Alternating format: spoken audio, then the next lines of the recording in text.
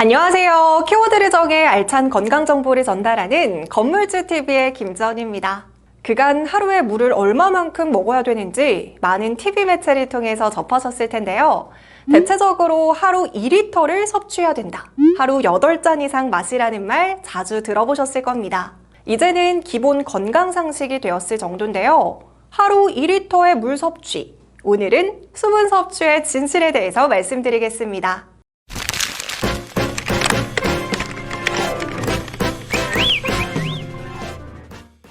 먼저 수분을 보충할 때 가장 좋은 것이 무엇인지 알아보겠습니다. 최근 미국 임상 영양 저널에 게재된 내용에 따르면 영국의 러프버러드 운동과학과 로날드 R. 모건 교수팀은 체내에서 가장 오랜 시간 수분을 유지할 수 있는 음료에 대해서 연구를 시행했는데요. 물과 콜라, 우유와 커피, 주스와 맥주 등 총 13가지 음료가 체액에 어떤 영향을 미치는지를 분석했습니다. 연구팀은 72명의 실험 참가자에게 30분 동안 1리터의 음료를 섭취하게 하고 4시간 동안 배출한 소변량을 확인했습니다. 또한 음료 섭취 후 체내 2시간 동안 유지된 수분의 양도 분석하여 음료 소화지수를 계산했습니다. 그 결과 물보다도 우유를 섭취했을 때 더 오랜 시간 체내의 수분을 유지할 수 있는 것으로 확인이 됐습니다. 물은 신체에 빠르게 흡수가 되기는 했지만 우유보다 재빨리 소변으로 배출이 됐는데요. 반면에 물에 유당과 단백질, 지방과 나트륨 등이 섞여 있는 우유는 소화돼야 되는 영양소들이 있었기 때문에 더 오랜 시간 소화기관에 머물렀습니다. 그래서 우유 속에 함유된 수분도 더 오래 몸속에 머무르면서 천천히 체내로 흡수가 될 수 있었는데요. 우유를 마신 참가자들은 다른 참가자들보다도 소변도 적게 배출이 되었다고 합니다. 우유 다음으로는 수분 보충 음료만 물보다 유의미하게 BHI가 높았습니다.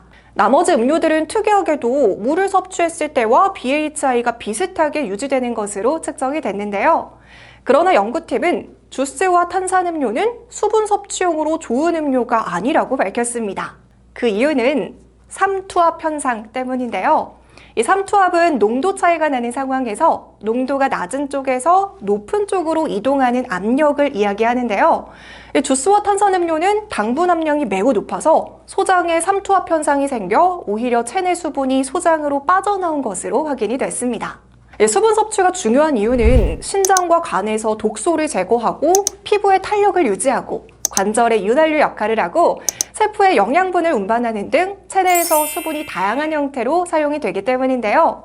체내 수분이 소장에만 집중된다면 수분 섭취의 이점을 누릴 수 없기 때문에 주스와 탄산음료 섭취는 피해주시는 게 좋을 것 같네요. 그럼 하루에 얼만큼의 수분 섭취를 하는 게 좋을까요?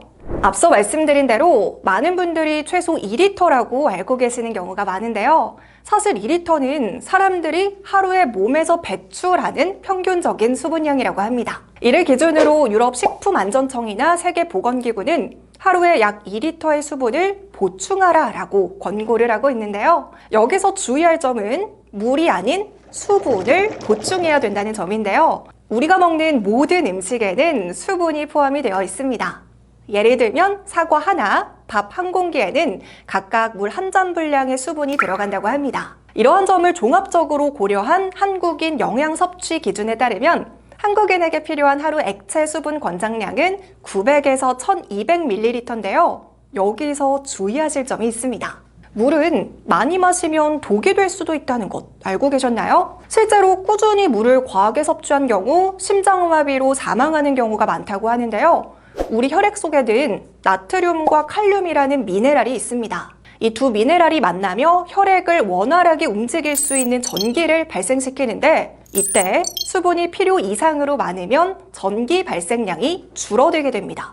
그렇게 되면 힘이 없어지거나 머리가 아프게 되는데요. 장기간 해당 상태가 지속이 되는 경우 심장의 전기 공급이 약해져서 심장마비로 사망할 수 있다고 합니다. 특히 간경화나 심부전 환자, 신체 활동이 적은 노인분들의 경우에는 수분 섭취가 좋지 않으니 하루 물 2리터를 섭취하는 것을 피하시는 게 건강에 도움이 됩니다. 하지만 일상생활을 하면서 음식이나 물을 통해 섭취한 수분의 양과 빠져나간 양을 계산해서 지금 내 몸의 수분이 부족한지 충분한지 아는 것은 거의 불가능한 일인데요. 그래서 지금 내 몸에 적절한 수분이 있는지를 알 수 있는 간단하고 쉬운 방법을 소개해드리겠습니다.